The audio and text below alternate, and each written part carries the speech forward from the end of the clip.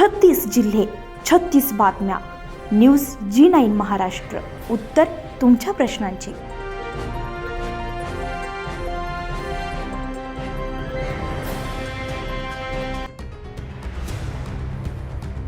गंगापूर तालुक्यातील शिलेगाव police station हद्दीतील कसाबखेडा, पाचपीरवाडी, मलकापूर फाटा परिसरात ऑनलाईन चक्री दारू मटका तात्काळ बंद करण्यात यावी अशी मागणी जोर धरू लागली आहे.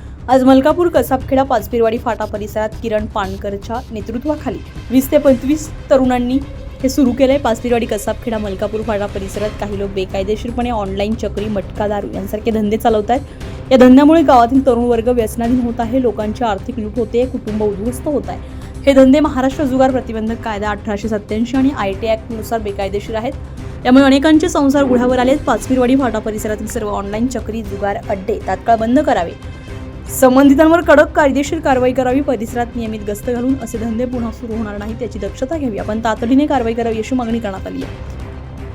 या ठिकाणी दिवशी आणि कसाबखेड्याच्या मधोमध 2 पेट्रोल पंपाच्या मध्यभागी या ठिकाणी चक्री जुगार बेकायदेशीरपणे चालू आहे. मी याआधी 1 महिन्यापूर्वी ईमेलद्वारे पोलीस स्टेशन गंगापूर, शिलेगाव पोलीस स्टेशनच्या नावाने या ठिकाणी ईमेलद्वारे अर्ज सादर केला की चक्री जुगार तात्काळ बंद करण्यात यावं. यामागची कारणं अशी आहे की या परिसरातील जे काही शेतकरी बांधव आहे, या शेतकरी बांधवांची जी काही मुलं आहेत हे बेकायदेशीरपणे चक्री जुगार नादाला लागलेले आहे. या माध्यमातून त्यांचे संसार उद्ध्वस्त होण्याचे कारणं त्यामागे दिसून येतात. त्याच पद्धतीने जमीन विकण्याचे जे काही कारभार या ठिकाणी या पारगावर या भागामध्ये जे सुरू आहे हे या चक्री जुगारमुळे चालू आहे.